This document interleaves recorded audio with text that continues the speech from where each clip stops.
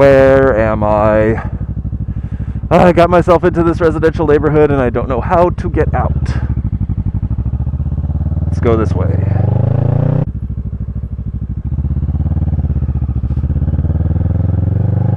I recently came across the scene of a motorcycle accident that had just happened, and seeing the aftermath of that wreck had a much deeper, much more profound impact on me than I would expect that sort of thing to have. And I think there's a number of reasons for it, but I want to talk about it a little bit because obviously I ride motorcycles and people who watch these videos presumably are interested in motorcycles, so I think it's, wrecking your bike is sort of a relevant topic, especially when it turns out to be someone else's fault, as it was in this case.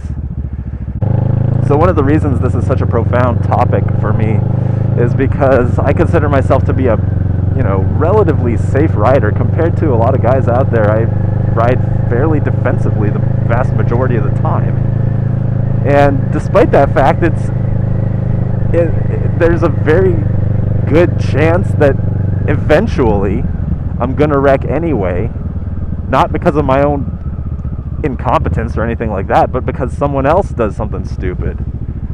And what happened in this case, in the case of the wreck that I came across, was some guy was headed down some road, and minding his own business, and lo and behold, he ran into a SMIDSy situation. If you don't know what SMIDSy is, it stands for sorry mate, I didn't see you, which is the textbook response of an automobile driver after they cause a motorcycle collision by doing something like pulling out in front of a motorcycle because they weren't looking.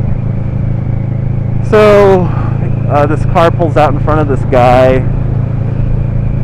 because the car driver wasn't looking, and the speed limit on this road was 45 miles an hour, so I assume he was doing somewhere in the 50 miles an hour, 50 plus mile an hour range.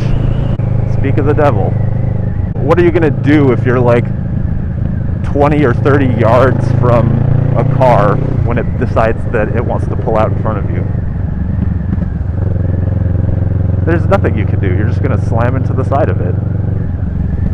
It's a fine day to visit the farmer's market.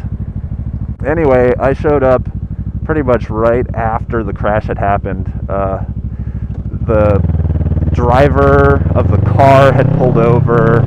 The driver of the motorcycle was lying in the street, writhing in all manner of pain. And luckily, all of its body parts were moving, so I don't think he had any sort of paralyzation to worry about, but God only knows what bones were broken, what kind of internal injuries he had. I mean, I'm certain he was still in awful shape. What is going on here? How many lanes do you need? Oh, he's on his cell phone. I'm not going to fit through there. Oh God, I spent all day yesterday hanging out riding with Tom, who's visiting from Australia, another moto vlogger. And, oh man, all you want to do after spending a day hanging out with an Aussie is, try to have an Australian accent. So I've got to really concentrate on not faking a bad Australian accent. So anyway, where was I? Oh yeah, the motorcyclist is on the ground. He's writhing in pain. People are standing all around him, trying to get him not to move his head because he wasn't listening. I mean, maybe he was fine, maybe he wasn't, who knows. Everyone was just concerned for him. They were telling him, don't move, just lay there, wait until the paramedics come, they can check you out. The bike was ripped into God knows how many pieces. The car itself was you could tell that the frame was bent, the whole car was tweaked at the middle from how hard he hit the side of it. So maybe he was going pretty fast, I don't know.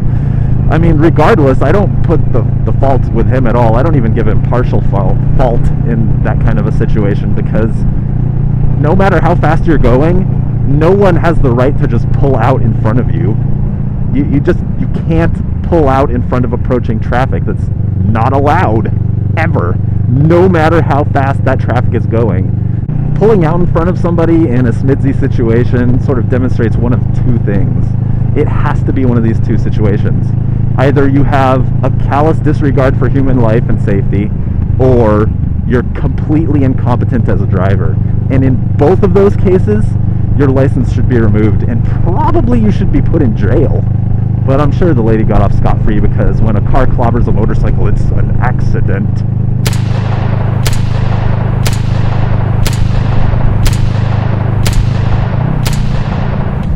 Yeah, it was an accident, with quotes on it, but it's an accident that demonstrates gross negligence resulting in life-altering bodily harm. You know, you can't just, you can't, well, you can get away with that shit, unfortunately. And that's the point of the video. Motorcyclists have got to watch out for themselves, you know, you have to be careful.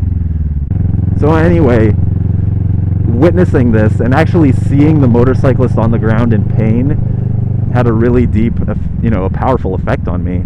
Made me really worried about my own safety riding out there, and that doesn't usually happen. I've seen the aftermath of a lot of motorcycle crashes, actually. I haven't witnessed a lot of motorcycle crashes actually happening in front of me, but I've seen a lot of aftermaths, and they never have this effect on me. And I think the reason that is because, you know, the body or the injured motorcyclist is already removed from the scene most of the times when I get there. And this time I actually got to see the motorcyclist in pain, and it was an unpleasant experience for me. You know, I went home after that. I had driven my car that day because I had a lot of cargo with me. I needed to move, so I didn't have my bike. But the next day, you know, I went into the garage and looked at my bike, and I didn't want to get on it because I still had the image of that guy, like, rolling on the ground in inconceivable amounts of pain. So anyway, I guess my message to the motorcycling community is, I mean, you've all heard it a bazillion times before. It doesn't need to be repeated, but because it's on the forefront of my mind, and because I witnessed this scene and it had a powerful effect on me, I just feel like reiterating that wearing your gear is an awful good idea. As often as you can manage, as often as you can stomach. And, you know, just be careful, be alert. It's worth slowing down a little bit here and there, you know, to save yourself that kind of horrible, life-altering event. Speaking of which, they do it to each other. Car-on-car crime. Bunch of idiots.